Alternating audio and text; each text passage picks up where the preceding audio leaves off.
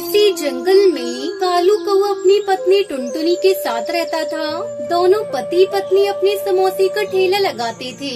उनके समोसे इतने स्वादिष्ट होते थे कि दूर से पक्षी आकर उनके ठेले के समोसे खाते थे। जो भी उनका समोसा खाता था वो तारीफ किए बिना नहीं रहता। टुनटुनी आंटी, आपके हाथ का बनाया हुआ समोसा बहुत अच्छा स्वादिष्ट होता है। मैं तो शहर की सारी दुकानों को छोड़कर आपके ठेले पर समोसे खाने आती हूँ। हाँ पिंकी बेटा, हम लोग अपने समोसे में सबसे अच्छा और सुपीरियर सामान यूज करते हैं। आपको शिकायत का मौका नहीं मिलेगा।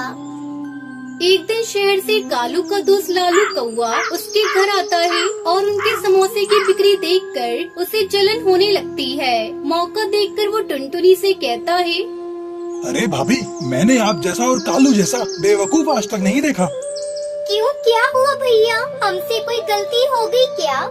हाँ, गलती ही तो हो रही है आज तक। अरे क्या जरूरत है ग्राहकों को महंगा सामान से बना हुआ समोसा खिलाने की। शहर में मेरी भी समोसे की दुकान है, लेकिन मैं तो इतना महंगा मैदा सब्जी यूज नहीं करता। फिर भी मेरे ग्राहक बहुत खुश हैं। भैया, सस्ते सामान से बना समोसा खिलाएंगे तो पक्षी बीमार पड़ सकते हैं ना?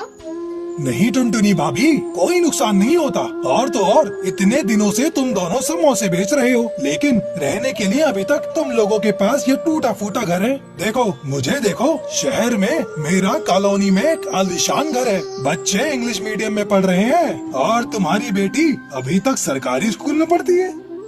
भैया, आपकी बात में तो कुछ तो बात है। अरे भाई, मैं तो कहता हूँ तुम लोग थोड़ा सस्ता सामान अपने समोसे में यूज करो और पैसे कमाओ, वरना पूरी जिंदगी गरीबी में ही कट जाएगी। तुम लोगों को अपनी बिटिया की शादी अच्छे घर में करनी है या नहीं? लालू कौवे की बातें सुनकर टुनटुनी के मन में लालच आ जाता है। हाँ भैया, आप बिल्कुल ठीक कह रहे हो। सुनो जी, कल से हम थोड़ा सस्ता सामान खरीदेंगे। ये तुम कैसी बातें कर रही हो टुनटुनी? सारे ग्राहक टूट जाएंगे। तुम चुप रहो जी, ऐसा कुछ भी नहीं होगा। अगले दिन टुनटुनी घटिया और सस्ता आलू और काफी पुराना मैदा खरीदकर समोसे बनाती है, जिसे खाकर पक्षियों की तबीयत बिगड़ने लगी और उन्होंने टुनटुनी की दुकान पर आना छोड़ दिया। देख लिया ना टुनटुनी, घटिया सामान इस्तेमाल करने का नतीजा हमारे सारे ग्राहक टूट गए। अपनी दुकान का नाम खराब हुआ सो अलग। टुनटुनी के ठेले पर कोई भी बच्चा उसके समोसे खाने नहीं आ रहा था।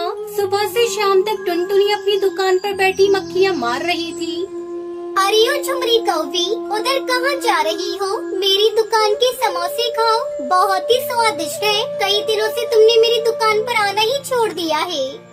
नहीं, मुझे तुम्हारी दुकान के घटिया समोसे खाकर अपनी तबीयत खराब नहीं करनी। एक बार तो मेरी तबीयत तुम्हारी समोसे खाकर बिगड़ गई। बहुत पैसे लगे, तब जाकर मेरी तबीयत ठीक हुई। फिर से मैं वही गलती नहीं करूँगी। तुम अपने समोसे अपने पास रखो। धीरे धीरे कई दिन बीत गए और टुनटुनी की दुकान बंद हो गई। वो दर दर की ठोकरें खाने को मजबूर हो गई। इस तरह से पैसों के लालच में उसने अपने पैरों पर कुल्हाड़ी मार ली। दूसरी तरफ लालू कौवा उनकी दुकान का ऐसा हाल देखकर बहुत खुश था। टुनटुनी को समझ आ गया था कि थोड़े से पैसों के लालच में उसने अपना जमा जमाया काम खत्म कर लिया। इसलिए बच्चों, हमें कभी भी लालच नहीं करना चाहिए। जितना हमारे पास है, हमें उतने में खुश रहना चाहिए।